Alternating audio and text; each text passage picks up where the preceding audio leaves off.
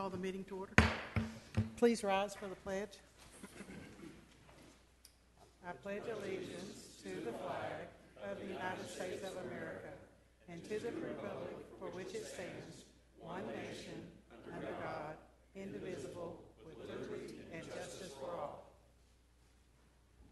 Honor the Texas flag. I pledge allegiance to thee, Texas, one state, under God, one and indivisible. Please be seated. Number 2 is Pastor Ronnie Mills for our invocation. Thank you, sir. Thank you. Would you please pray with me? Father, we just pause now just to acknowledge you before this meeting begins. Your word says that your face, your eyes are upon the righteous, and that your face is against those who do evil. Father, I pray for this city. I pray for our leaders, our people, all of us, that you would lead us into your righteousness. Father, as we just sit and hear the business that is discussed tonight, I pray that your name is glorified. I pray thanking you for this privilege, and I ask these things in the name of Jesus Christ the righteous. Amen. Amen. Thank you. Thank you, sir. Number 3 is audience participation on the video screen here. We want to welcome everybody that's watching us online. If y'all please silence your phones so we have a nice quiet meeting.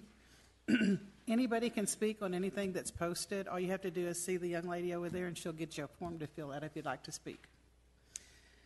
Number 4 is the consent agenda. A is action regarding minutes September 7th. B is action regarding increasing the general fund emergency reserve balance by $350,000 and the enterprise fund emergency reserve balance by $200,000 to comply with the financial management policies. C is action regarding cancellation of October 5th, 2021 council meeting. We have any questions? Okay, I'll entertain a motion. Mayor Pro Tem. Yes, ma'am. I make a motion that we approve the consent agenda as presented. Cindy seconds. All in favor, please raise your right hand. It's approved. Thank you. Number 5 is an update on the retail recruitment efforts, but Aaron wasn't feeling good, so we're going to put that on the next agenda, or a later agenda, not the next one. Number 6 is consideration and action regarding the approval of a replat for Lot 1R and Lot 2, Block A, Senior Living at Saginaw Addition, Abstract 1849, AF Albright Survey, and for that we have Rick Trice. Thank you, Mayor Pro Tem. Good evening, Council. This is the assisted living facility that's under construction just down the street here. It was previously platted in January of this year, and now they're just decided to, for whatever reason, replat that into 2 lots. Of course, the villas are under construction on the west. The new lot that's being created by this replat will be the larger facility, the more intensive care sort of facility. So the Planning and Zoning Commission considered the plat last week and unanimously recommended approval. If you have any questions, try to answer those. Any questions, Mayor? So there weren't any major changes in how it was going to be built to begin with? No, as far as I know, the building plans haven't changed since they originally proposed the facility, but maybe it's a lender issue, whatever, to require those to be on 2 separate lots. I don't know really the reason for the replat, but it's acceptable. So, thank you. Is that going to make any difference on the ad valorem tax values of these properties? I wouldn't know why it would affect tax value. Okay, I'm just, like Mary, I'm kind of curious as to why. And what happens if we don't approve it? I believe we have to approve it by law, so may let the attorney. Thanks, Brian. Just makes it easier. Do you have any questions? No, I don't. Nick? Charles? Okay, I'll entertain a motion. Mayor Pro Tem, I move that we approve the item 6, consideration and action regarding approval of replat for Lot 1R and Lot 2, Block A, Senior Living at Saginaw. Nick seconds. All in favor, raise your right hand, please. It's unanimous. Thank you. Okay, so at 6:05, we're going into a public meeting. Consideration and action regarding a request for a specific use permit to allow the operation of a tobacco shop on property located at 128 North Saginaw Boulevard, Suite 100, Lot 2, Block 1, Gray Addition. Ordinance number 2021-21. This was tabled at an earlier meeting, and so we're bringing it back up. So, pardon me? It was tabled August the 16th because the people weren't here, and so now this is the same one, yes. Right. As you recall, this was the location was in the Bond Center just across the street from the Jack in the Box on the boulevard at McElroy. Applicant wasn't here last month to respond to the council's questions. I believe the applicant is here this evening, and you're welcome to take the dais and answer any questions that the council may have. Hi, ladies and gentlemen. My name is Mustafa Momond. So I apologize for not being here last time you guys had a session. I went to the P&Z meeting, and I just assumed that would suffice for it, and so then Mary gave me a call and let me know that there was another meeting, so I apologize for that. I kind of just want to clarify. I know it says tobacco shop, but we're actually a cigar store. Okay, so we sell strictly cigars. A majority of the store will actually be a walk-in humidor, where we'll shelve the cigars. We're not a typical tobacco store like you might see around. We don't sell glass pipes. We don't sell anything that falls in a line of like paraphernalia and whatnot. We just sell cigars, rolling tobacco, humidor machines, and that's essentially about it. Yeah, so let me know if you guys have any questions. Yeah, Charles? Sandy? I got one. Are you going to be selling any of those, and for the lack of a better term, those vape things that the kids are all using now? No, sir. We're not a vape store. We're just going to sell like the physical cigars. It's pretty much all we carry. So I know there are other shops in town that they do have vapes, but we just sell cigars. Yeah, I read your information you sent us just good. It actually specified, I just wanted to make sure that you're actually focusing on an older clientele, like mine. Exactly. Yeah, we. Well, y'all both are babies, so. Yeah. It's going to be 21 and older, Right. Okay. Okay. You got anything? I have one question. Are you smoking on the premises? It's not going to be like a lounge or anything, No, is it? no. Okay. There will be no smoking on the premises. We also won't be selling cigarettes or anything like that. So Okay. it's just strictly cigars. Okay, that works. And I do have a question, Mayor Pro Yes, Tem. ma'am. Why did you pick Saginaw? Well, we have 2 other locations, and we're kind of expanding.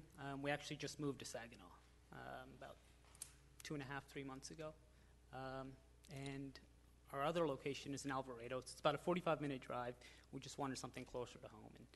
And the town is demographic-wise, it's perfect for our line of business. And I noticed there isn't any other cigar stores, and probably about within a 15-mile radius. So I thought the place up at Walmart was also a cigar/vape shop. Was it cigars too, Gabe? Yes. And- Because he and- said he had a smoking lounge, couch area, humidor as well. Yeah, that's true. Right. And some, like gas stations, they'll carry cigars, but it's like, I mean, you can buy, for example, you can go buy shoes at Walmart, but, if you really want to get something specific, you're going to go to a shoe store. So we're kind of the same. There's more than just, a handful of brands and varieties of cigars. So we specialize in that. They have one of these stores in Grapevine, Yeah. huge walk-in. Exactly. They sell very nice pipes, cigar pipes. Right. Cigarette pipes, not. Yeah. And, smoking tobacco. It's very nice. Yo, Mike. Mike.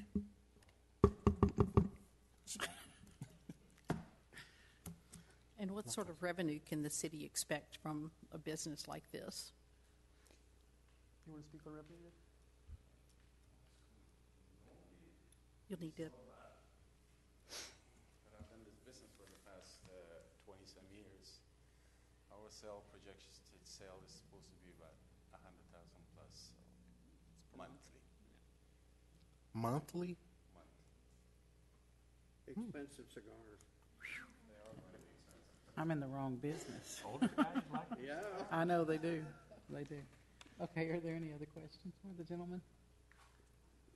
Okay. I have to take us out of public to get a motion? Okay, so at 6:10, we're out of public session, and so I'll entertain a motion.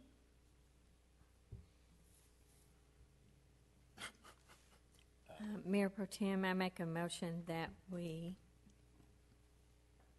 approve the specific use permit for the tobacco shop located at 128 North Saginaw Boulevard, Suite I'll 100. I'll second. A second. All for it, raise your right hand, please. Against? Cindy's against. You got it. Thank Thank you. you, guys. Okay, so number 8 is another public session. At 6:11, we're back in the public. Consideration and action regarding a request for a specific use permit to allow the operation of a tobacco shop on property located at 1029 North Saginaw Boulevard, Suite E7, Lot ARA, Block 1, Saginaw North Edition. Ordinance number 2021-22, and for that, that's Rick Trice. Thank you, Mayor Pro Tem. This particular location is in the Aaron Center, but just north of the old Aaron space in that strip center. There are 13 questions that need to be answered in the zoning ordinance when you're considering an SUP, which the Planning and Zoning Commission had deliberated about. We had, reason I bring that up is that we had some protests, letter protest. One was just simply against the proposal. I believe that was actually the Whataburger site owner. And the second one, an individual had pointed out of those 13 conditions where he thought the applicant failed to respond adequately to those. So the applicant's here this evening. I'll let them come up and address the council unless you have any questions of me. So you said how many? You said there was 13. There's 13 13. questions, and you said there was 2 objections at the P&Z. There were 2. We send out public notice by letter to surrounding properties. So we received 2 responses that were both against the application, and one pointed out specifically three items out of those 13 questions where he thought that they failed to meet the standards. So I guess I'm looking to you all, those 3, because I read that they sent it to us. I'm assuming you all assume they do meet it? The Planning and Zoning Commission is supposed to consider those 13 questions when they deliberate on the item, and they unanimously recommended approval to the City Council.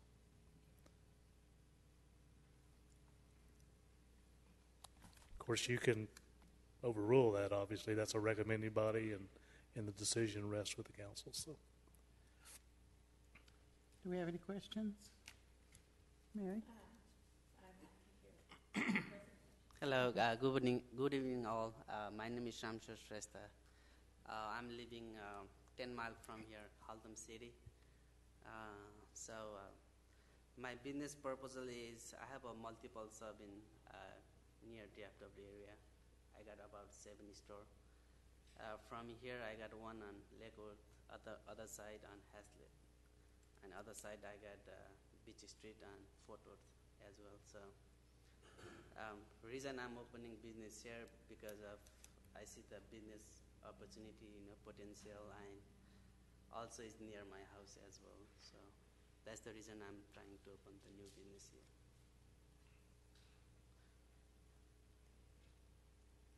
Mary?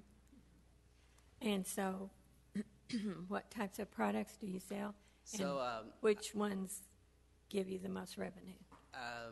So my plan is I'm selling is CBD product. CBD product that's for people, that's for cat, dog. So CBD and electric cigarette. So right now I'm more focusing on 0% nicotine. The one who help who wanna quit the smoking pretty much. So I still have some nicotine product as well, but more focusing on 0% nicotine electric cigarette.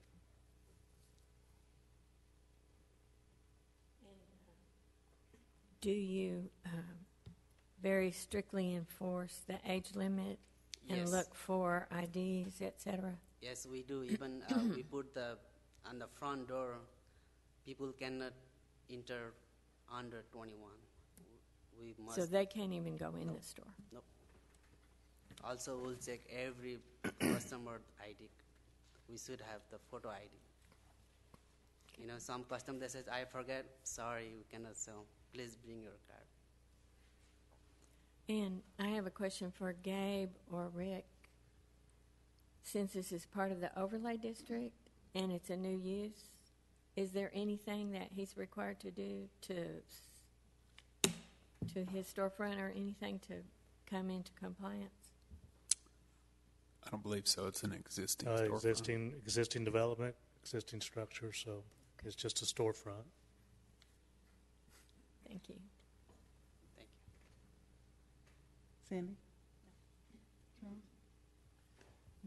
Yeah, this is quite a bit different than the other one we just talked about. I read Okay. through it. You really focus on cigarettes, e-cigarettes, things like it. So it's definitely a lower end tier, and it gives me concern in that here a couple years ago there was a bunch of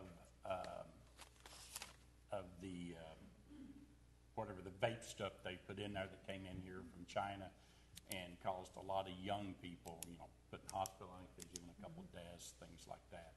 And this being an overlay district, and we're trying to bring it up, just these type of stores, when you drive by them, it just doesn't give you the same feel. I don't know any way to say it. It's just a lower end here than the other.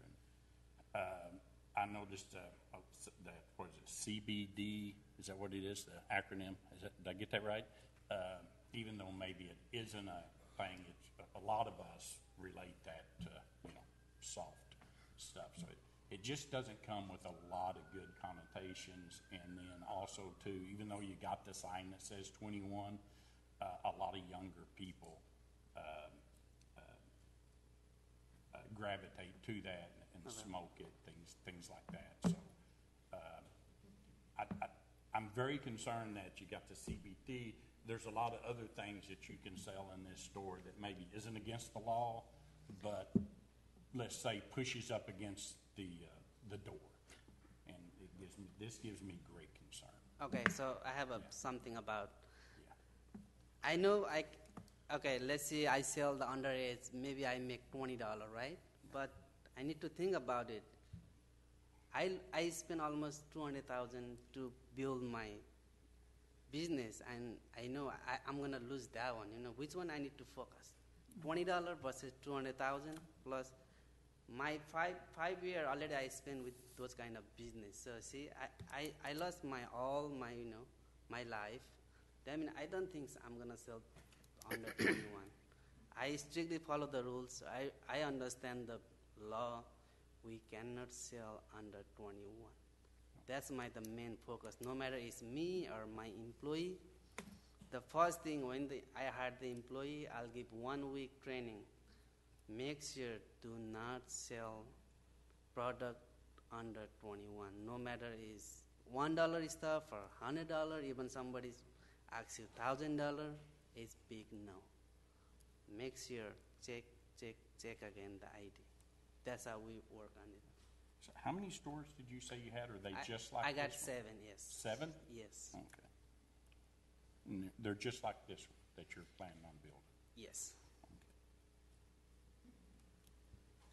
And, right now I'm focusing, people came like, oh, I want to buy e-cigarette, right? So I told him, why are you taking e-cigarette? oh, I want to quit the smoking. See, we got a new one. You don't have to, you have no nicotine, 0%.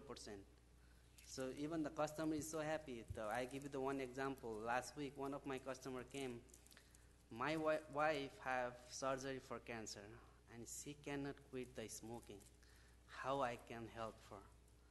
Then I told her, now we have 0% nicotine. Babe, don't tell your wife this is 0%. Just give the device.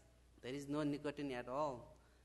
He's so happy. He took almost a whole box. You know what I mean? So something is good for people, something, it's still like whoever takes cigarette, they still take cigarettes. So that's the point of view I have. My turn. Oh, you done? No, I'm thinking. Oh, okay. Go ahead. So I can go? Oh, no, you go on. So have you had any type of troubles at any of the other 7 locations as far as with law enforcement, So far, loitering? I've been doing 4 year plus, so I don't have even single complaint so far. And none of the locations? None of the good job. Interesting. Proud of me and my employee. What, Rick, what is next to this location? Is this on the side where the ice cream parlor used to be? Or is it on the other side of Aaron's? Or Be north of Aaron's, where Aaron's was, the space, the larger space. it's going to be in the Aaron's building? Excuse me? It's the other side of Whataburger. Yeah. In the big Aaron's building? Yes. Oh, my goodness. In the strip center, right? But it'd be north of that space that Aaron's occupied previously. Oh. So are you doing any, like, you letting them, if I come in there, I'm like, man, I want to try out that cherry. You letting me test it in your shop? I need your driver license first. I can't test it in your shop? Nope. You cannot. At In the all. back room? Nope, I don't have back. Nope. Nope. Big no. Sorry. Oh, okay. See you next time. Oh, okay. Any other questions, concerns? Probably is, Mary? but I don't know. So I don't know if everybody on here remembers, and Nick wasn't on the city council at the time, but we did approve a vape selling shop in the Walmart shopping center a few months ago. Yes, I was at that meeting as well. And is that still in business? Is that your shop? No, it's not my shop. And I just came for hearing. Sorry. have we had any kinds of complaints or any problems? No, we haven't had any issues with that location. And my point is, I'm not a fan of smoking or vaping, or I don't smoke cigars or anything like that. But these are legal products, and I don't feel I have the right to deny a request for a specific use permit when the Planning and Zoning Commission determined that he has met those requirements, and these are legal products. And we have also approved of similar business months earlier. And I don't have to approve of the product or use the product or like the product to feel that I have to be objective about whether or not to approve it.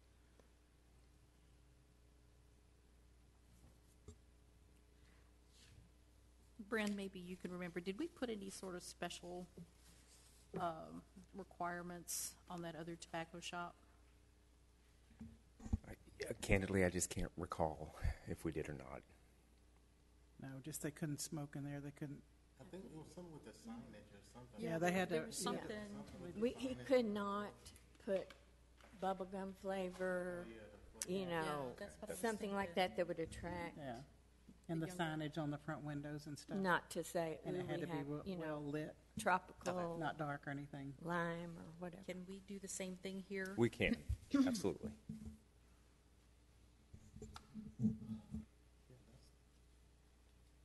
So one of the questions that was asked earlier, I think Mary, you asked, or I think it was Cindy, is what kind of revenue do you expect to generate?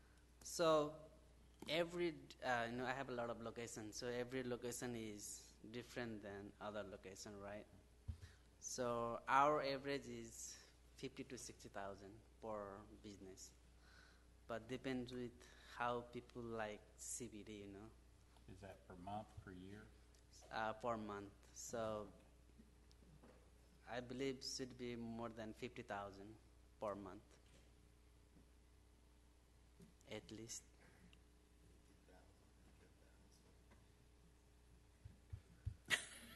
We need to start selling cigars. Okay, so any more questions or concerns? Now it's time to get them So out. how would we handle getting, You'll have to put it in the motion. I'm talking about as far as those requirements that we had in place for that other place by Walmart? Well, I I think mean, it was we the don't know signage. exactly what it was, but I'm pretty sure it was the sign. I know it was signage, it was, The lighting. It couldn't no be the candy advertising. flavors. Yeah, on Do the- you sell the bubble gum and candy flavors? No. Okay. It couldn't be the candy, nothing to influence the younger ones. But Couldn't if be I loud. remember correctly, the other guy said he didn't sell them either. But I think there was also something about the amount of coverage on the windows Yeah. as well. We had If to the be able motion- to see in it or something. Yeah, so, I mean, we can always retrieve that ordinance, and it will have those conditions listed in it. I think it's sufficient for, if you all wish to approve this evening, to make it subject to the imposition of the same conditions that were established for the other business, and then I'll work with Janice and make sure they're transferred over and incorporated. I don't think it's necessary to say them verbatim. I think we all know what the intent is. Okay. Okay, so now I take it out of public hearing, and now I'll entertain a motion. Mayor Pro Tem, I'll make a motion that we approve, when is it? Number 8. Ordinance number 2021-22 with the imposition of the other ordinance. Of the Items. conditions Of that the were conditions applicable in to the to the other smoke shop. That's right. Okay, do I have a second? Mary, second it. All four, raise your right hand. Against it. 2 against, 3 for it. Thank you, sir. So, You got it. So Janice will get with, or Gabe will get with him or something, right? Okay. Thank you. Okay, so now that we are out of public session, number 9 is consideration and action regarding the memo of understanding with Eagle Mountain Saginaw Independent School District regarding possible notarium, and for that we have Patrick Park. Good evening, Mayor Pro Tem and Council. Very good to see you all here this evening. You look great, especially from this That's a vantage bribe. point. You know, for those of you that don't really know the history of how this has evolved over the last 6 years, I think maybe a 3-minute spiel as to how we got here is important.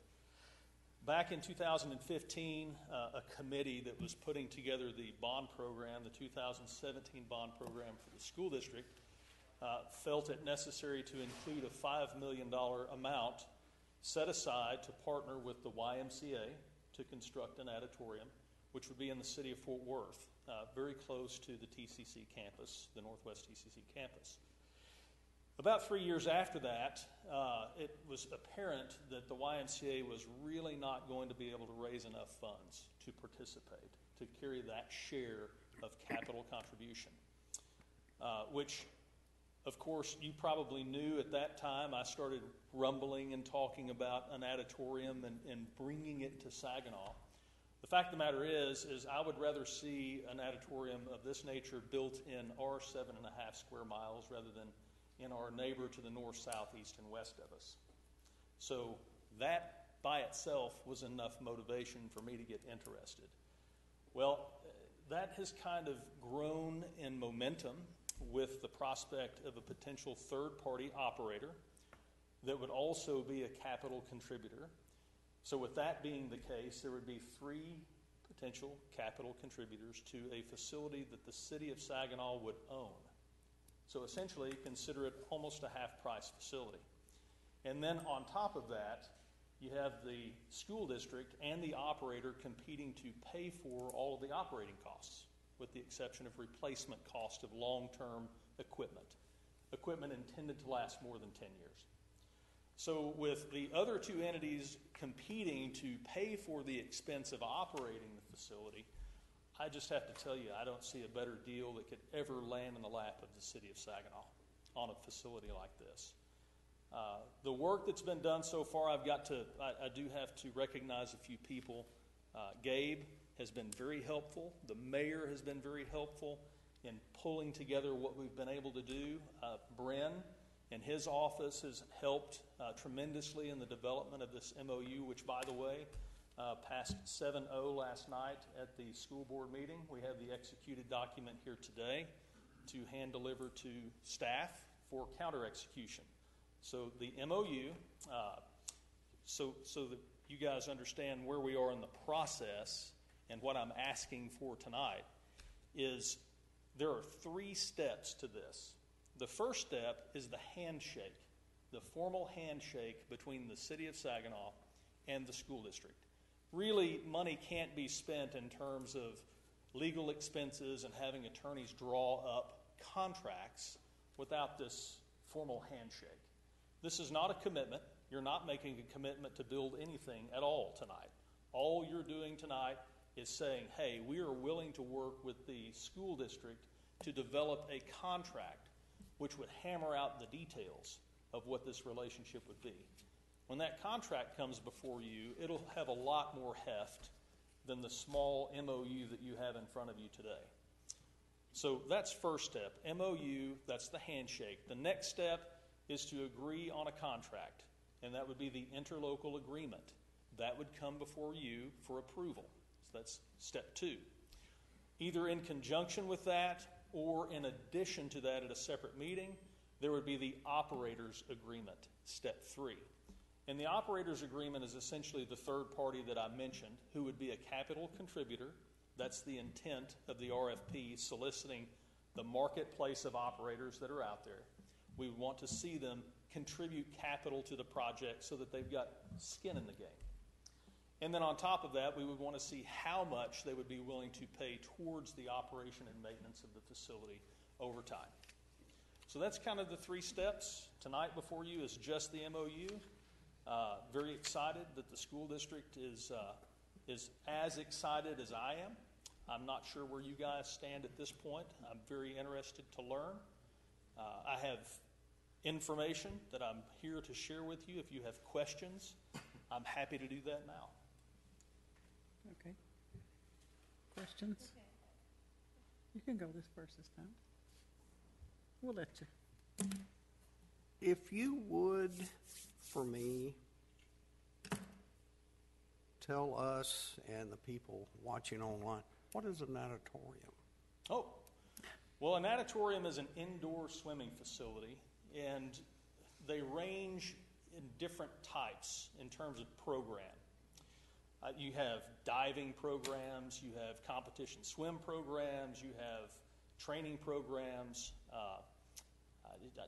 In fact, it would probably be a good idea to allow Chris Hudson, who I think is here this evening. Chris, swim coach, Boswell High School, could talk about all the programs that a natatorium could offer in a year-round environment because it's indoor.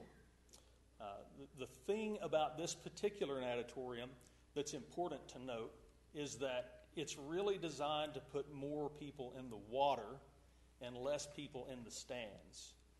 So if you've noticed or if you've read the paper about natatoriums that have been built here in the region, a lot of them have been built like miniature Dickies arenas, where it's a little teeny tiny pool and a whole lot of grandeur around it. That's not what we would be interested in. We want more people in pools, in my mind. So the natatorium is an indoor swim facility that allows for year-round training and swimming options. It's just swimming only? Yes, it's swimming. Well, swimming, aerobics, different types of water sports, I guess is the best way to put it. Do you have anything in mind as to how many pools are you looking at? The configuration that's been priced is 2 pools. One is a warm pool that's designed for senior citizens and younger children. Why does he look at me when he says that? Well, you've asked the question. No, I was really concerned with the number of pools because most seniors that are going to want to take water aerobics, which is what you're referring to, they don't want to get in the pool with a bunch of kids while they're splashing, and some of them may be trying to learn how to dive off the 10-meter board, and they don't want that. They want to be able to do their water aerobics to help them in their old age. So that was part of the question. Oh, now you're going to make me put my glasses on. That's okay. And no, most definitely the success of a facility like this rests in the ability to separate the two pools. Yeah. So the pool that you see that is the small 25-meter pool in that diagram, and I'm sorry I didn't bring a bunch of handouts because quite frankly, this is really early in the process. And okay, Councilman Tucker, you're welcome to pass that around and let folks see it. But it's important that the warm pool have regulated water temperature, and it also has an accessible ramp so that you can get someone who has ambulatory issues can get in and out of the pool without having to rely on a crane. Those cranes are pretty cumbersome, believe me, I know. But the ramp is very important, the water temperature is very important, and the specialized programming is very important to the success of a natatorium like this. I have a sister down in Lake Jackson, if you know where that is, down there by Freeport. Yes. And she takes water aerobics through her rec center, actually, but it's not at a rec center. And the little pool, they call it a leisure pool, which is what you're talking about. And it's like 3 foot deep on one end and 5 on the other. And they get in, that's where they do their water aerobics. That's precisely the design of the 25-meter warm pool. Yeah. Is for that program.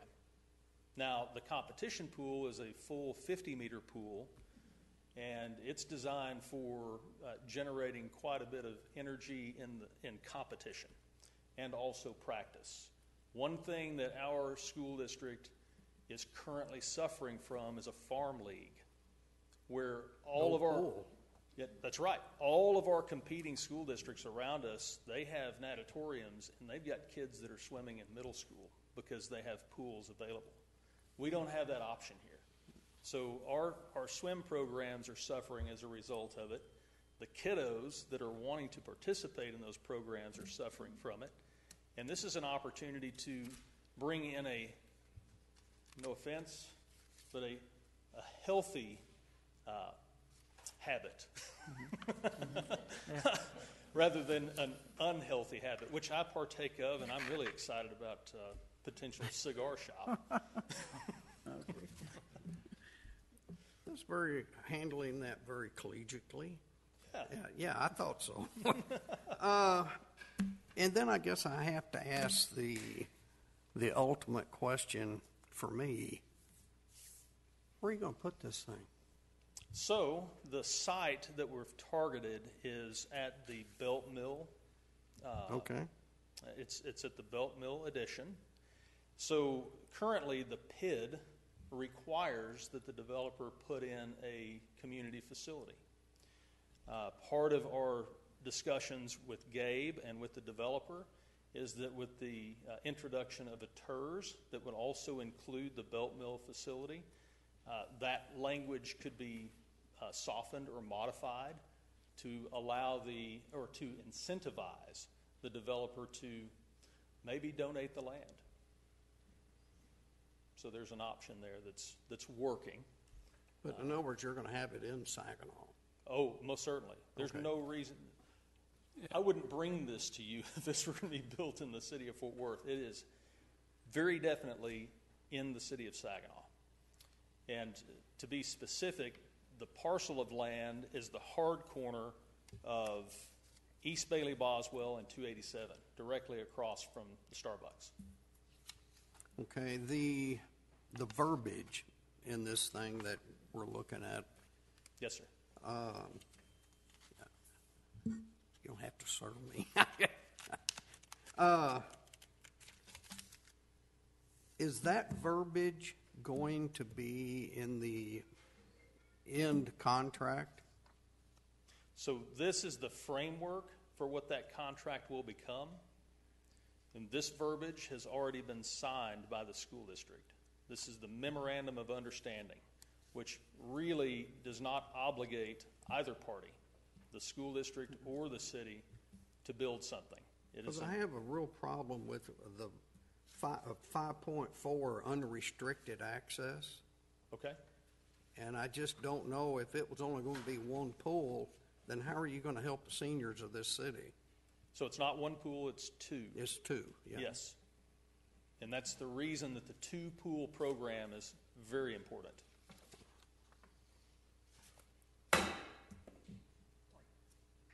You can talk now. Go ahead. No, I'm done. Mayor. That's all. Mary, did you have anything? I'm very much in favor of this concept and hope it comes to fruition to everyone's satisfaction. I like the two-pool part of it. I think that was missing on the other one, was it not? The one that fell through, was there just going to be one pool? I believe And that was going to be a problem. Whose turn is it to use the pool? So Yes. I think that problem will be eliminated with the two pools. And I do also, we had talked about in the prior, talking about such a concept, perhaps even swim meets could be held there maybe in the summer, or, maybe a competitive swim team in addition to the high school swim team in the future could there's some cities that have school-related swim teams, and then they have, competitive swim teams that are, go to a lot of different swim meets all over. And maybe we could have swim meets there that would generate revenue, would also let people know about Saginaw coming from other cities, and would help attract some of the types of restaurants and retail and things, if people were coming here all the time, help that develop also. And I think it's a great sport. It's a very good physical activity. And I would like to make a suggestion for, future talks. If there could be set aside some time for a master swim team program. These are adults who used to swim competitively and want to keep that up and are very serious about that. And I think that would be a good concept to think about. And just to speak to the competitive swim, the third-party operator, essentially, as a requirement of the RFP, is that they are generating competitive swim meets year-round. Okay. Not just summertime competition, but this would also include water polo competition. And water polo elicits groups from out of the country. So it would be interesting to be bringing people from Mexico and Canada and things of that nature to a 50-meter pool that is designed to accommodate that kind of sport. And obviously, one of the reasons that Belt Mill is a great location is because it has a significant amount of commercial built in and around the frontage road. So having that natatorium essentially as an anchor project there that would draw people to it would also drive foot traffic to the adjacent commercial use properties. And so that was another question I had, and now I'm understanding it more. The third-party operator, I was wondering, why is a third-party operator wanting to spend money on this? What is third-party operator getting? So he would get the revenue from the competitive swim meet. That's right, and as part of the competitive response from operators is that they would disclose what percentage of that revenue that they would contribute back towards the school district to offset the school district's operating costs. Okay. So, I mean, it incentivizes the operator to put as many programs as they possibly can in there. And then that would not interfere with the school district's time to practice and that type. It would not have to cut back on the school district's use. Well, correct? Yeah. So, in the competitive response, the operator would be basically stating what they're willing to share time with, how much they're willing to contribute, and that's all part of the selection process. Okay. So, and that operator's agreement, you know, the less favorable it is for the city or for the school district, the less likelihood that operator is going to be picked. Okay. So the higher cooperation that response shows towards the school district and to the city. For example, one of the metrics within the RFP for the city is what discounts would be offered to citizens of the city of Saginaw for all of these programs. You know, what percentage discount or what would be offered for free in terms of services, drowning prevention, you know, some of the fundamentals, those sorts of things. I think that's essential in a response to see what that operator is willing to give up. Thank you. You bet.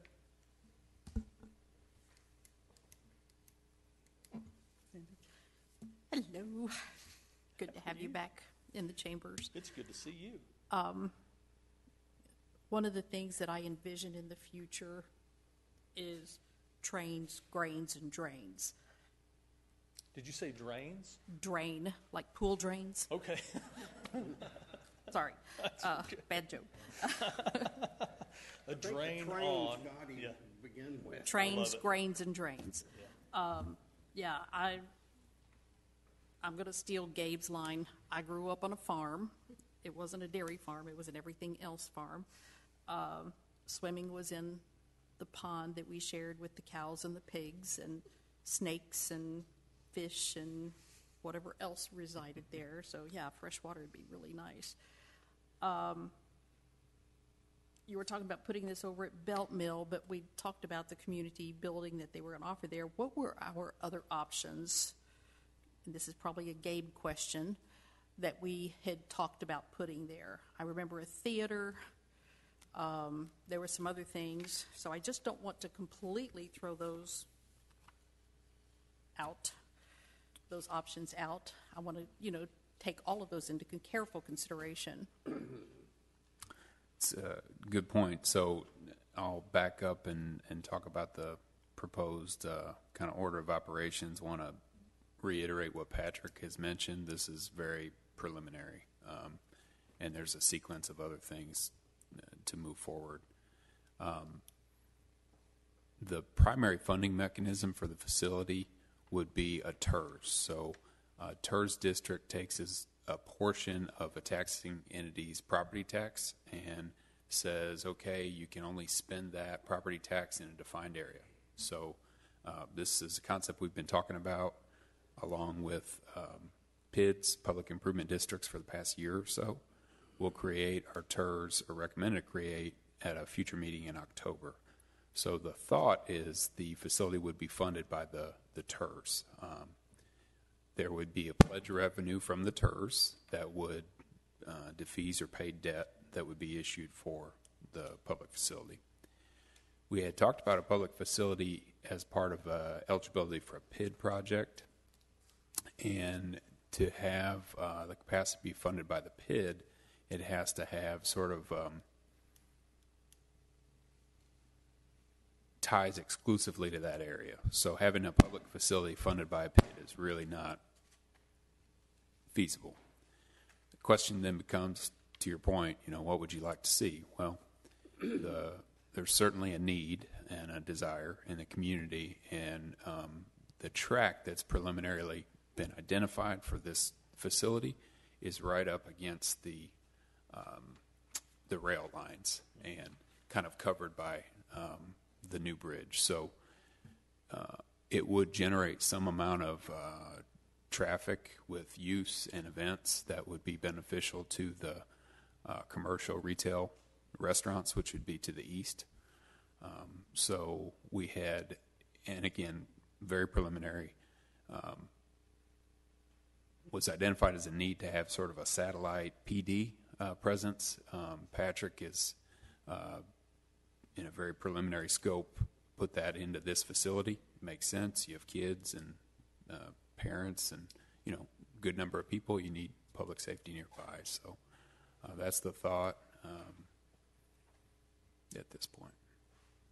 Okay, that still doesn't answer my question. We had talked about other options for community. I remember a theater was one of the things that was brought to mind, community theater, an additional senior center up there, additional rec center. I don't want to take those options completely off the table because this is some of the things that we had talked about at one point in time.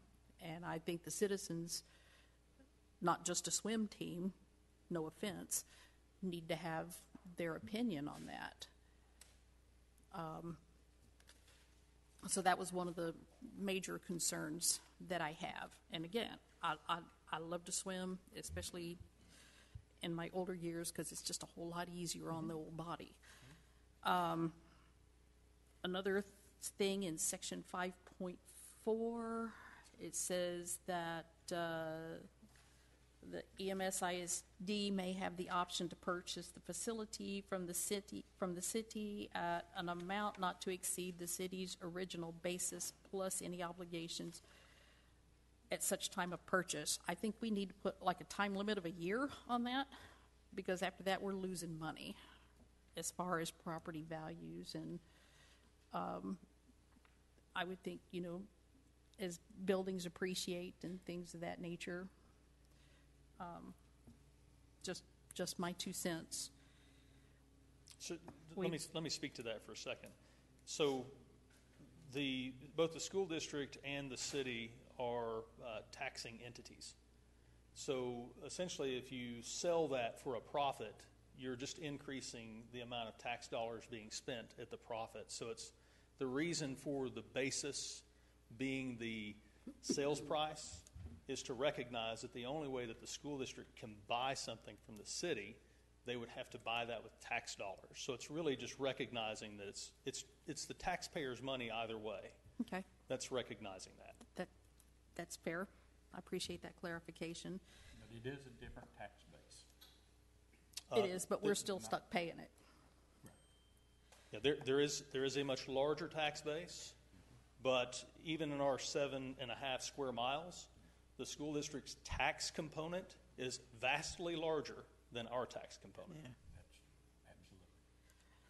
The other major concern that I have is that we have spent an enormous amount of money on citizen summits. I just went brain dead. Surveys, Kimley Horn's forum, even the retreat that we had as a council. And one of the top thing that came out of all of those is that the citizens have very clearly said, we want things for our families to do. And while this does offer that opportunity, based on what I'm seeing here, because of school events and things, we're spending up to $12.5 million just for construction costs on something that our citizens will not be able to participate in fully. Because I have a feeling that we're going to be second place compared to the ISD and or the operator, because they're going to be busy with training and meets and things like that, and I just don't think that the citizens will be able to benefit from this as much as the swim team.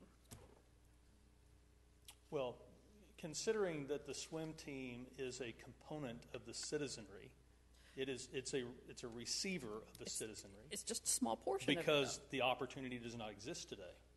If you create the opportunity, then that population will in fact grow. If the opportunity is not there today, there's no opportunity. So my recommendation is that the city build and operate this, and then we can have control of that. And if we want to have, because our pool right now is non-functioning, and by the way, we need an update on that schedule on when those repairs are going to be done, and this pool is functioning again, because cold weather is coming. And I just want to see our citizens get more out of this rather than just a small segment that could potentially grow. Charlie brought up, senior citizens, the swim lessons.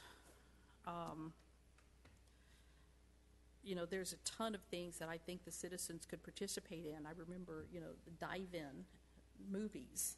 That was great fun. I've heard families talk about how amazing and how much fun that was.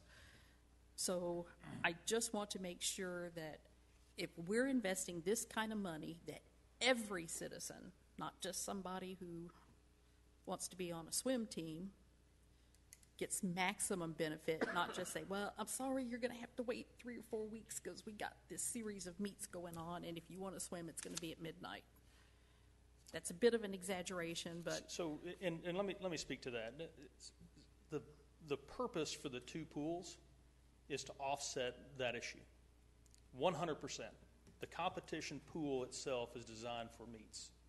The warm pool is designed for serving the citizens of the city of Saginaw.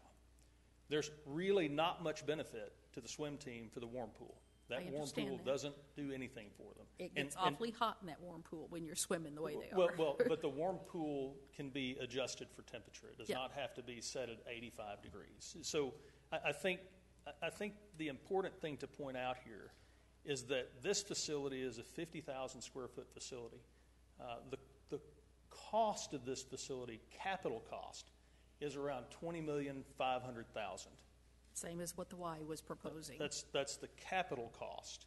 The operating cost over a 20-year period is $15 million.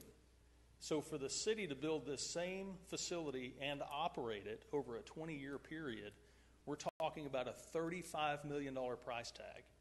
And all that's being presented to the city today to enjoy that same 20-year benefit is $12 million.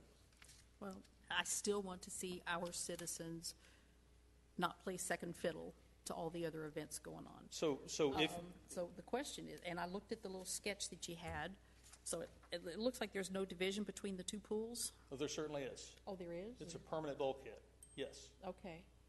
So if somebody's over here swimming in the warm pool, they won't have... None whatsoever. There is no cross connection. So they're isolated from... Yes, sir.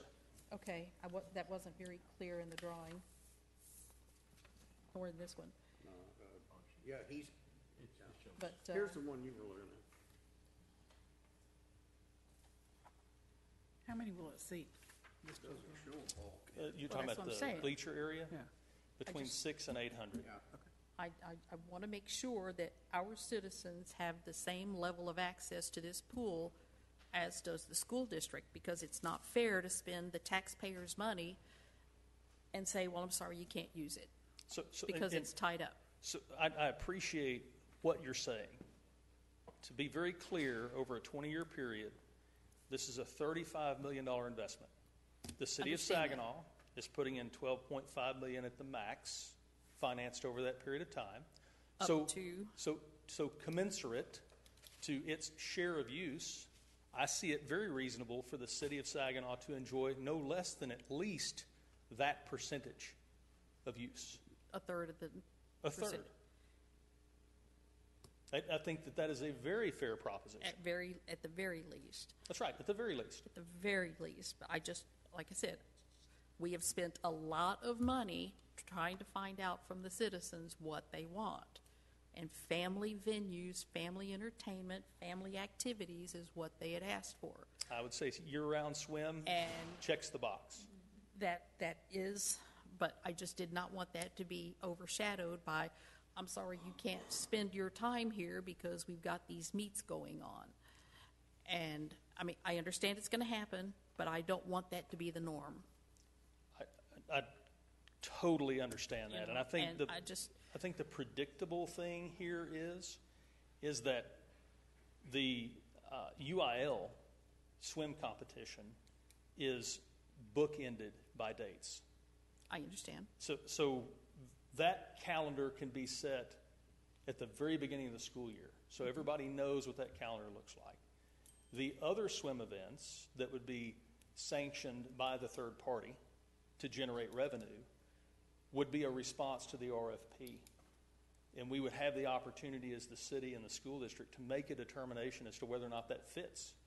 This isn't the school district just uniformly saying, we're going to agree to this response from the marketplace. This is us, the city and the school district, And participating in that selection the process. third-party operator is also responsible for scheduling, and I just want to make sure that, Saginaw has priority. Most certainly. And I certainly appreciate And that. I did not see that documented in Well, again, or this is even a... addressed. Well, again, we're talking about, a gentleman's handshake, and I want to know what the terms are before we start shaking hands. Patrick, where I think this is coming from is the first part of that 5.4 says EMSID shall have unrestricted access to the facility. And this is before we know that there's two pools and it's segregated, there's a bulkhead between them. This is, you're getting us to read this, and then all of a sudden, then we find out other information.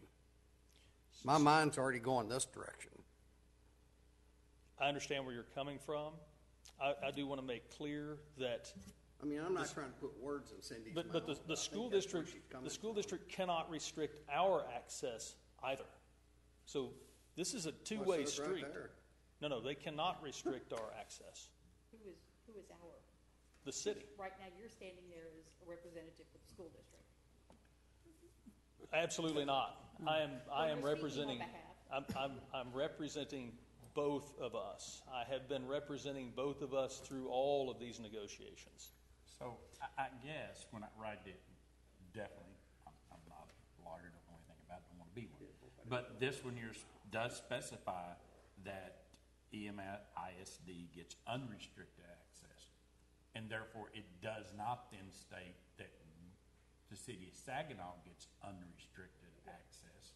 So therefore, me just reading as a layman's man, that anytime there's a conflict, a bounce up, the ISD will always win, because in the contract they got unrestricted access. This contract, But it's two pools. We're not beholden to this contract. It's two We pools. can get out of, if it doesn't work out, it doesn't work out. And It's two pools. But before But we didn't I know move that off of- before today. Before I move off of your comment, let me make something clear about the reason that the unrestricted access is important to include here is because the school district doesn't own the building. The city owns the building. So the city can say, get out at any time. So in order for the school district to unload $18 million over 20 years, they want to know that they have unrestricted access to a building that the city owns. That's the only fair way I can imagine doing it. If they're going to contribute the $18 million over 20 years, we're committing 12. I think it's fair to say we get to own the building. You have unrestricted access to the building that we own. Now, the operating agreement that is the third step in this process will outline what that is. That's the intention of the operating agreement. This is just an agreement to say, hey, we want to work with you to make this happen. And believe me, what I'm hearing you guys say at this point, we'll be going into those discussions. And when the operating agreement surfaces, you will be seeing the kinds of details that you're talking about. Well, I just know that there have been some things that have been brought to the council that have made the citizens very unhappy, and they feel like their voices are not heard, and that their tax dollars are not being spent in the best possible way, especially in what they have said they want in this city. And I just want to make sure that it's very clear with your MOU that I do not see printed here, that before I agree to it, that we understand that, the citizens of this wonderful city do have a fair shake at access to this facility. But it's not clear in here. And it's our responsibility as representatives, and you well know that we have to be the voice of the citizens. And I'm not trying to be difficult. I perfectly understand what you're saying. That is the reason there are 3 steps to this process. Yes. This step just says we're willing to do this deal. It does not say we're going to do the deal. I understand. It says we're willing to do the deal. The very next step is carving out the interlocal agreement, which becomes a hardened contract. The operating agreement, which will identify the use periods, who has access to what and when, those are details that, quite frankly, unless we engage the attorneys from the city and the school district, which requires money, those can't be worked out. Those details cannot be worked out. And if we can't get to the point where both entities, the city and the school district, can start spending a little bit of attorney time to work out those details, then we can't even have the conversation. So all the MOU does is it allows the 2 entities to formally communicate with each other and hammer out the very details that you're talking about. And believe me, those things have come up every meeting that we've had. Well, I'm not asking to put a lot of details. I want to put placeholders in this MOU that says the citizens of Saginaw will be represented, have access to this pool or this facility. So I think... So I hear what you're saying, but the city owns the facility. I understand. The city can set the plate.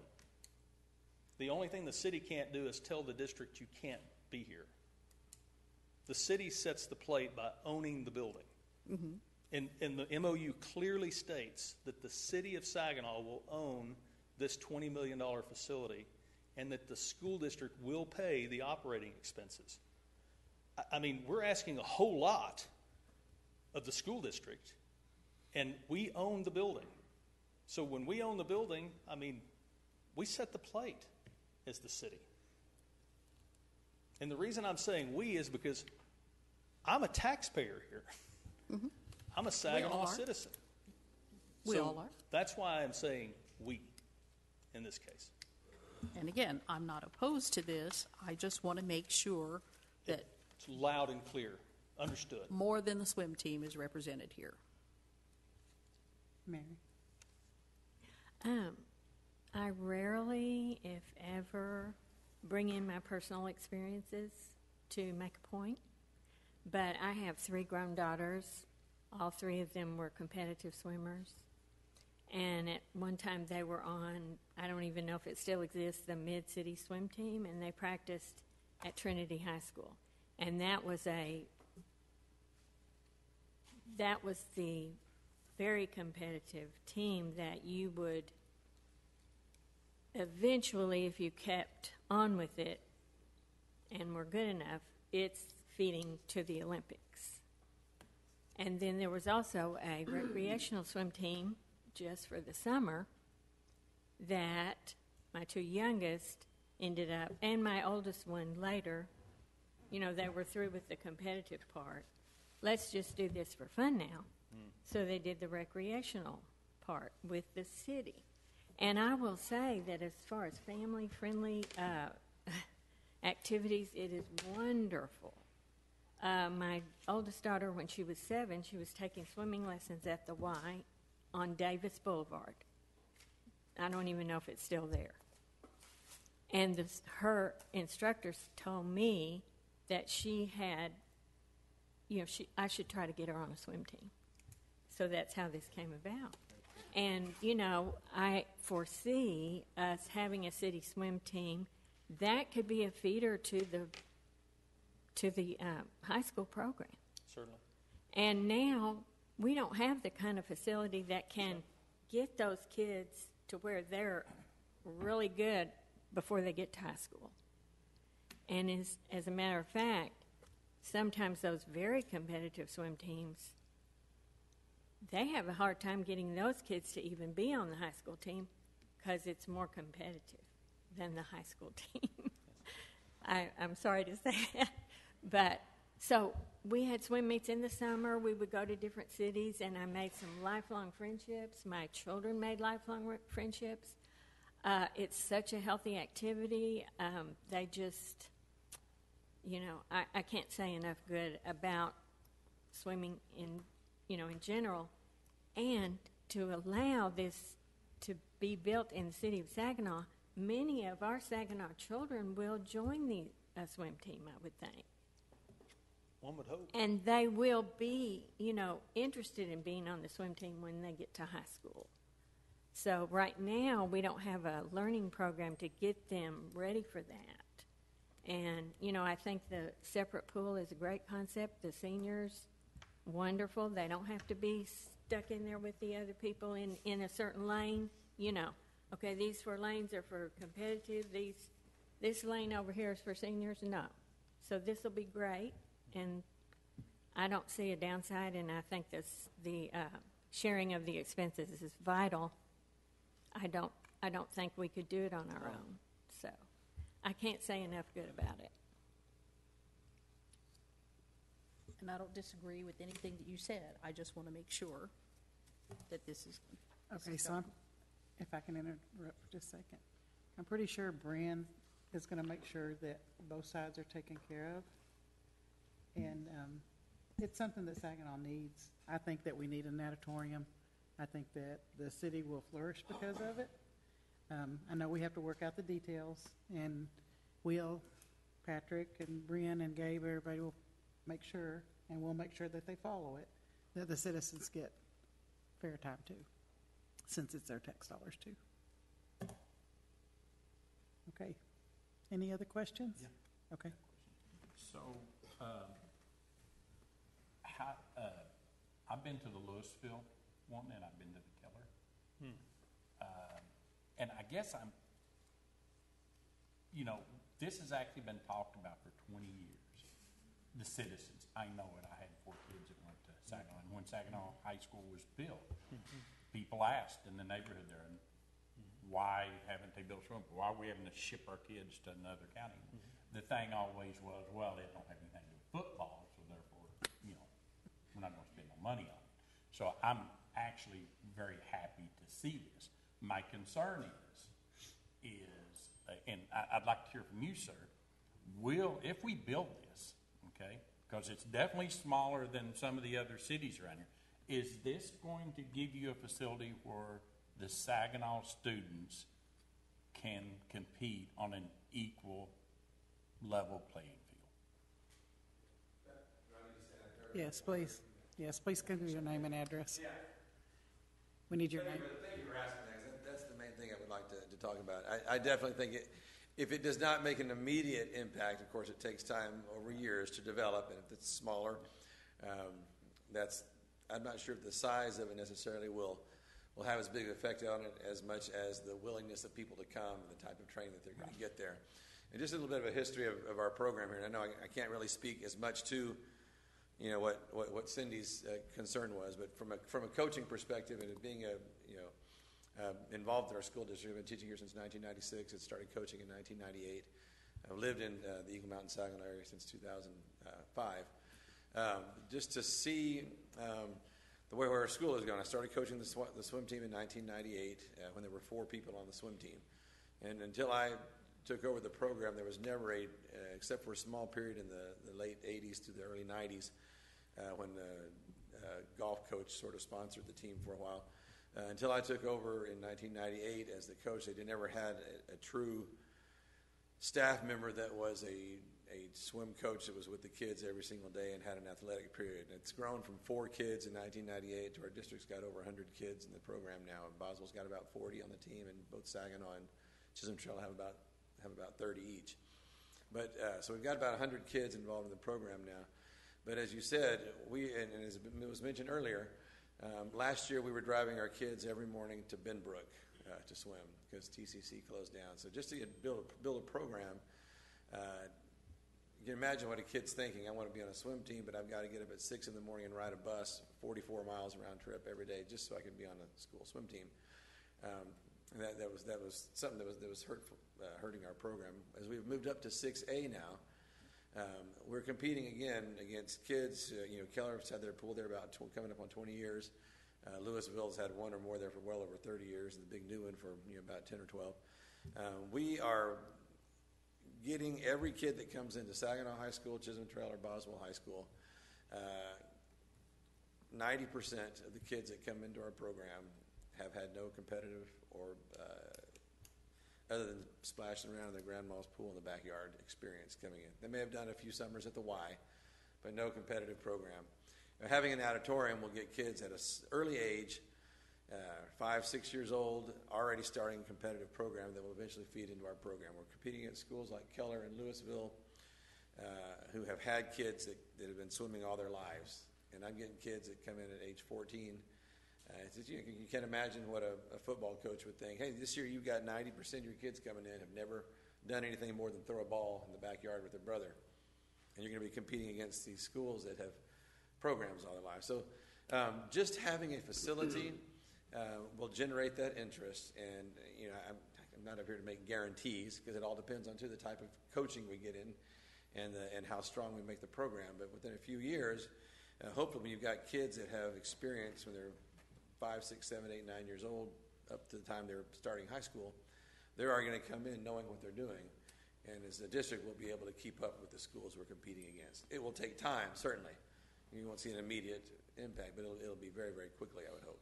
So that's just from the coaching perspective only. So thanks for that little bit of time. Yes, Cindy. I also have another question. Have you ever considered a deep well for teaching scuba diving? I have not. And again, just as a coach and I think that would be really, really good. Again, this could be something else that could be used for the community as well. I would agree with that, yeah. And again, I can't, just as a swim coach, it's not something that's under my area, but I think that would certainly be. I don't know if the fire department could use, I think most deep well pools are like 12, 15 feet.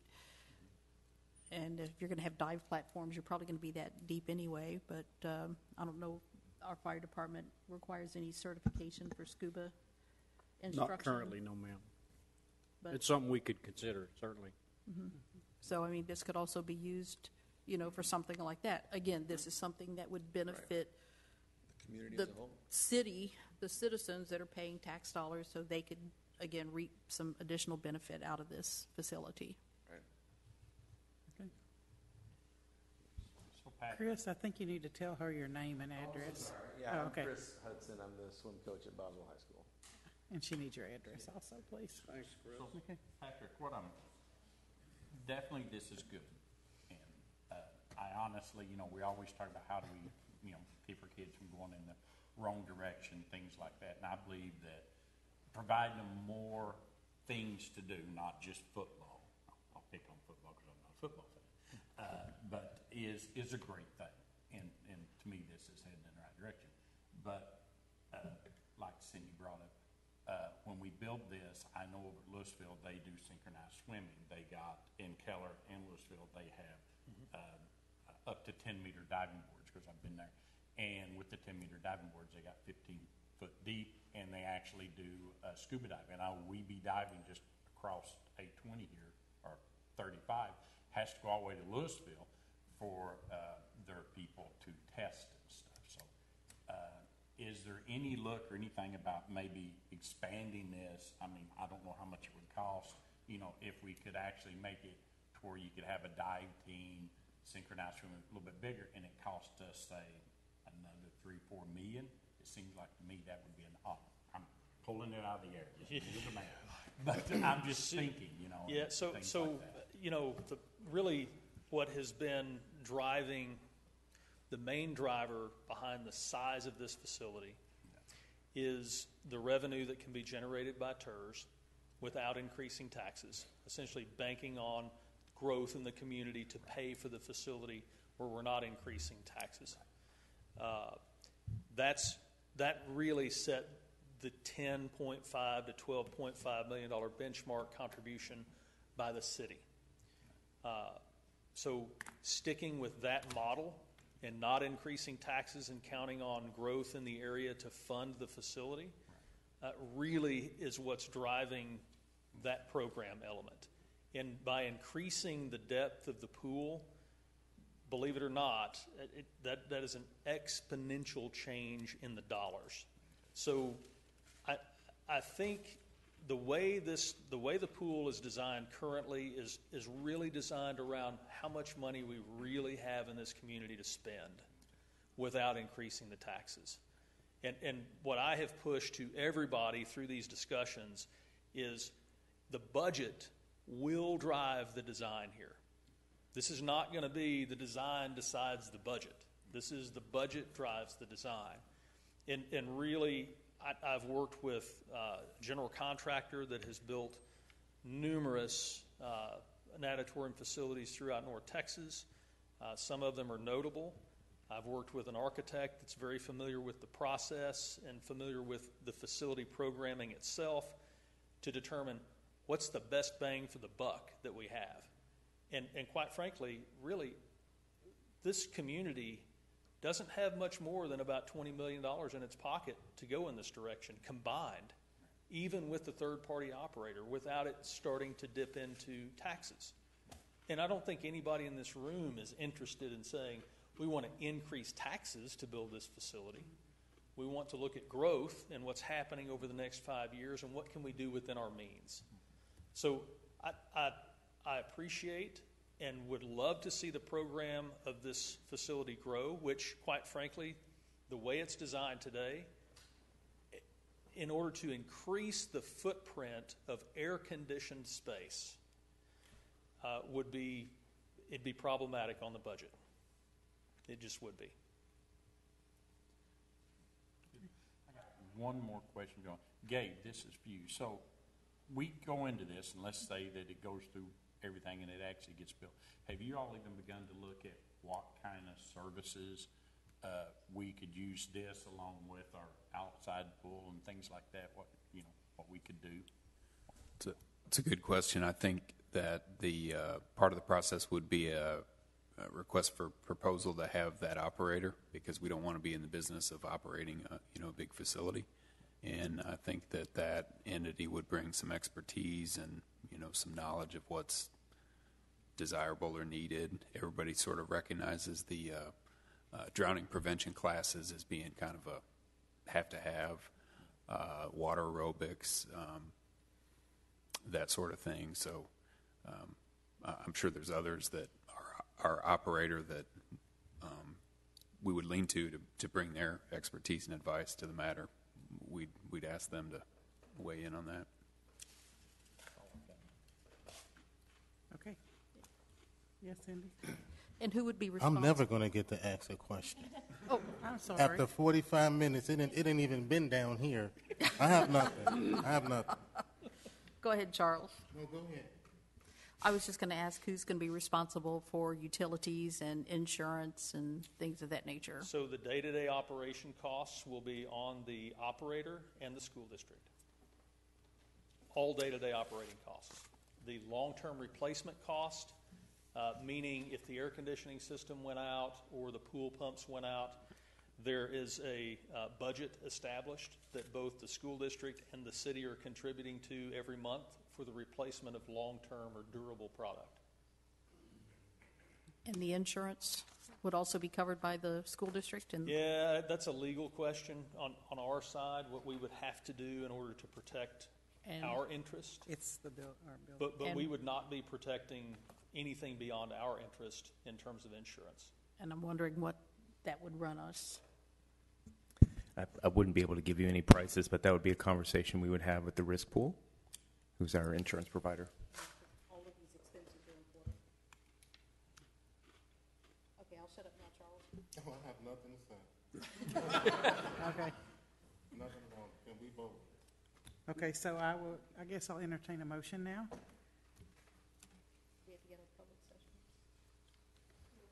No, there's no We're not in public public hearing. session. So I need to entertain a motion? Okay. Yes, sir. I would like to entertain a motion. Madam Pro Tem, I make a motion that we approve the memo of understanding with Eagle Mountain Saginaw Independent School District regarding possible natatorium. I'll second. All in favor? Raise your right hand. You got it. Thank you very much. Clap too. Finally over. You know, Patrick, after all of that, I don't even swim. I sink like a rock. Okay. Well, we got our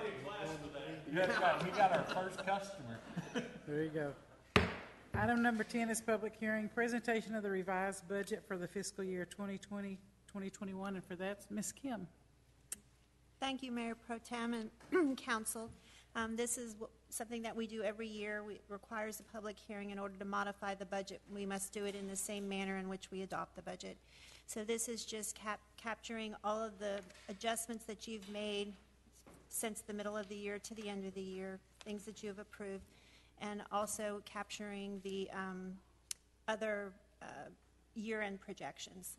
I don't have a formal presentation. I'm happy to answer any questions, but I do have one item that was missed in the street maintenance fund. We need to add a line for the East McElroy curb and gutter and road improvement project. So that would adjust the amount of the fund balance increase to $387,965. And I also wanted to make one more clarification. I should have written the memo a little bit more clear. When I mention either the fund balance increasing or decreasing, it's the amount that the budget is increasing or decreasing by, not the actual fund balance. So, for example, in the general fund, the increase of 2.3 is more than what is budgeted. The actual fund balance is not increasing by that. The actual fund balance, instead of decreasing in the general fund by about $3.7 million, will only decrease by $1.4 million. So we're still doing better than projected, but we're not actually increasing the bottom line of the fund balance. Okay. Any questions? I do. Okay.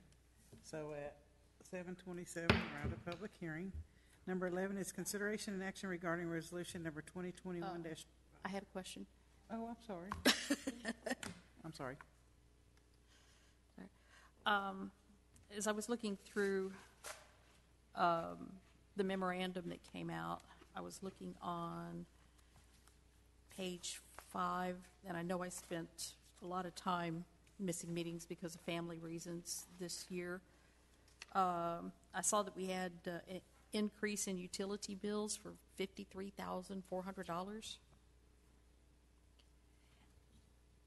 And yeah, that's there was an adjustment that we had to pay for, and it was what's the terminology? It was related to the winter storm. So there was a premium that we had to pay for that. Okay. And then I was looking at a library staff increase. I'm not sure this was approved at any council meetings of $20,000, $20,650. That would be the net impact of the management analyst. And then there was also an offsetting increase in revenue from the donations fund to help offset that. Okay, so that didn't have to come to council for approval for those type. I think we did approve the intern. Do we? Or I mean, if that's a budget increase, is that? Am I misunderstanding this? I think overall the bottom line was equaled out when you had the savings in the part-time position that wasn't filled, and then you had the intern or management analyst. And the same thing goes for the summer interns and the part-time high school students that we hired. Were those also offsets?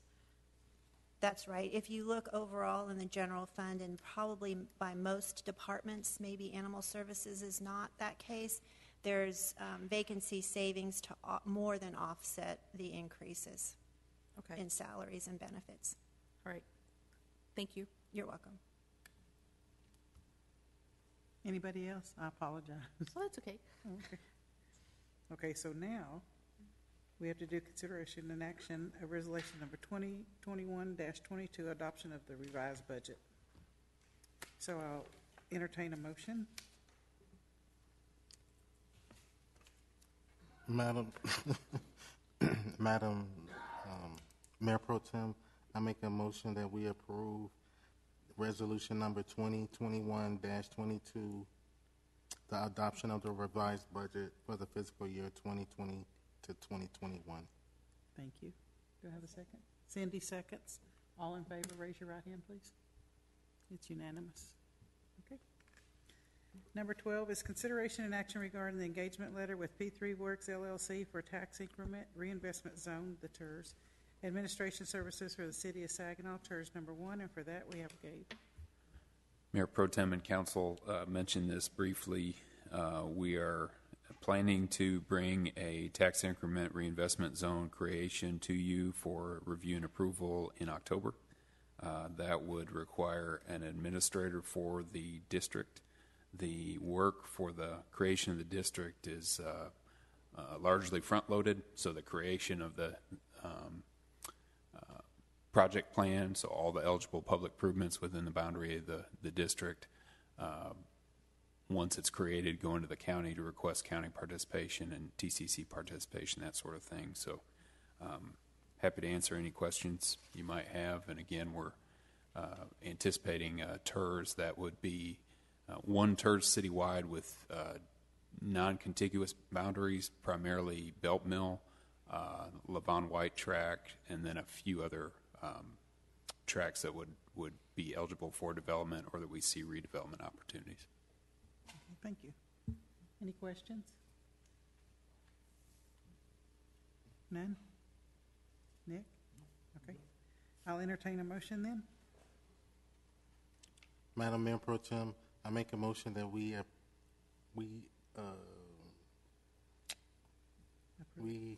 what am I saying? Approve.